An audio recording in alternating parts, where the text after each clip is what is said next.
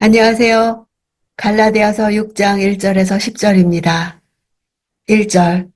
형제들이여 어떤 사람이 무슨 범죄한 일이 드러나거든 영의 사람인 여러분은 온유한 마음으로 그런 사람을 바로잡아주고 자기를 살펴 유혹에 빠지지 않도록 하십시오.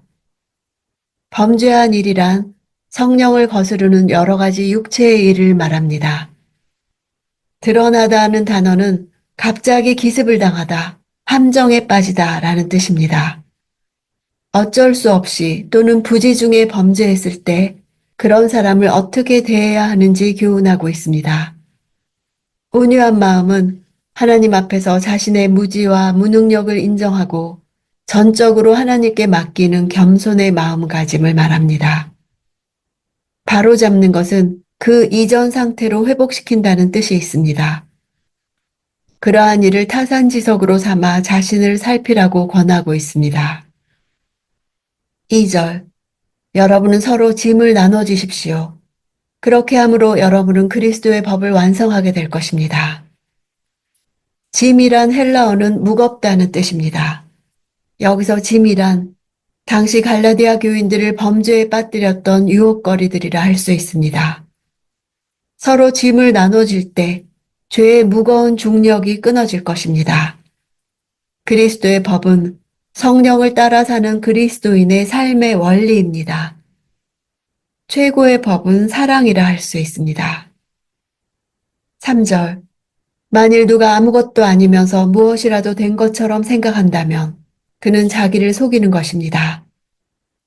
교회 공동체 안에서 온전한 사랑과 그리스도의 법을 제대로 실천하지도 못하는 사람이 외식적인 율법에 빠져 스스로 상당한 존재라도 된 것처럼 교만에 사로잡혔음을 말합니다.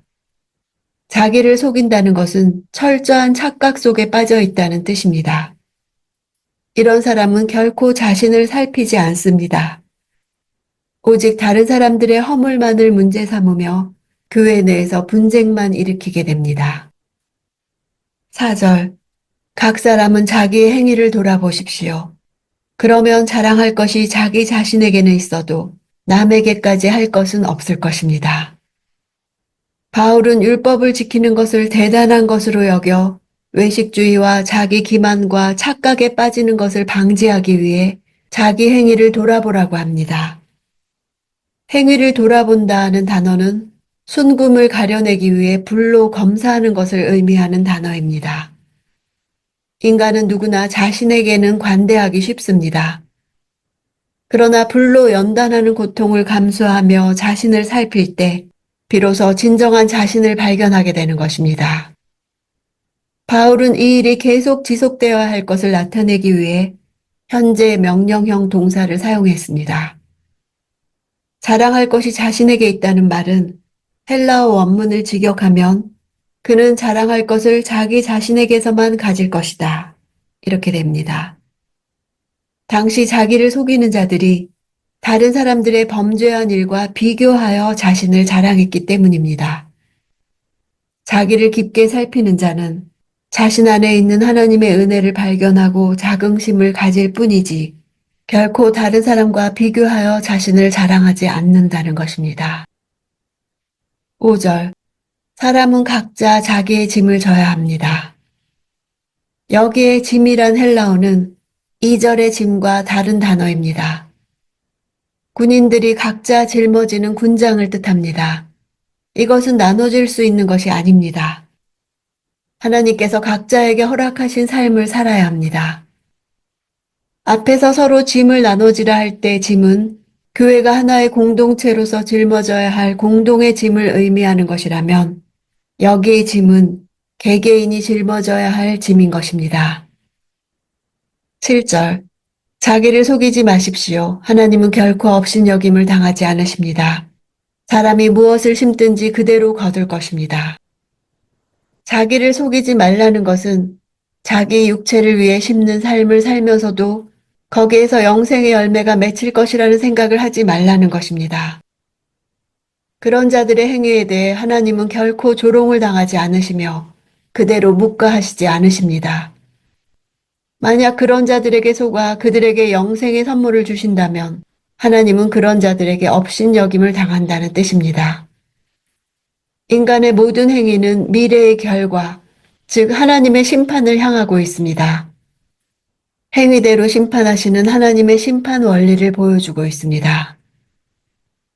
8절.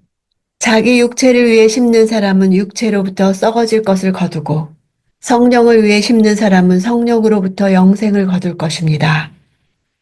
자기 육체를 위하여 육체에 씨를 뿌리는 자는 육신을 좇는 자로서 육신의 일을 생각하며 육신에 져서 육신대로 사는 자입니다. 반면 성령을 위해 씨를 뿌리는 자는 영을 좇는 자로서 영의 일을 생각하며 영으로서 몸의 행실을 죽이는 사람입니다. 9절. 선한 일을 하다가 낙심하지 맙시다. 포기하지 않으면 때가 이르러 거두게 될 것입니다. 낙심하다라는 단어에는 정신적인 낙심뿐 아니라 육체적인 지침도 들어 있습니다. 때는 카이로스입니다. 하나님의 계획 속에 있는 때를 가리킵니다. 심음과 거둠 사이에는 언제나 시간이 걸립니다. 낙심하게 되는 것은 선한 일을 할 때 치르는 대가가 너무 크기 때문입니다.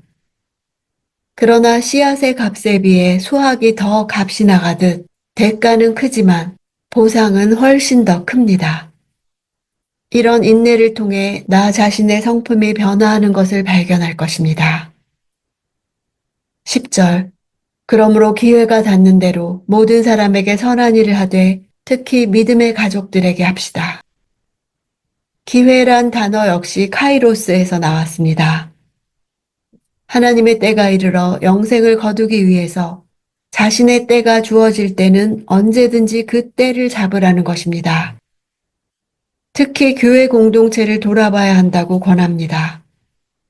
믿음의 가족들에게 선한 일을 한 결과 거두는 것은 사람들의 변화한 삶을 보게 되는 것입니다. 믿음의 가정이 세워지고 공동체가 세워지는 것을 보게 될 것입니다. 하나님의 선한 세계가 작동하는 방식은 심은 대로 거두는 것입니다. 육체의 밭에 씨를 뿌리면, 즉 일상생활의 수많은 즐거움에 자원을 허비해버리면 그들이 얻을 결과는 부패와 쇠퇴밖에 없을 것입니다. 세상에 있는 모든 것이 결국 부패와 쇠퇴의 지배를 받습니다. 집도 차도 옷도 낡아집니다. 성령의 밭에 씨를 뿌리면 적당한 때에 추수할 것입니다. 말씀 사역은 사람과 공동체를 세웁니다. 특히 믿음의 가족들에게 선한 일을 해야 하는 이유입니다. 그리스도 안에서 인내하며 견디는 사람, 성령의 삶을 살아가는데 지치지 않는 사람, 그렇게 살려는 열정을 잃지 않는 사람은 하나님 보시기에 선한 결실을 거둘 것입니다.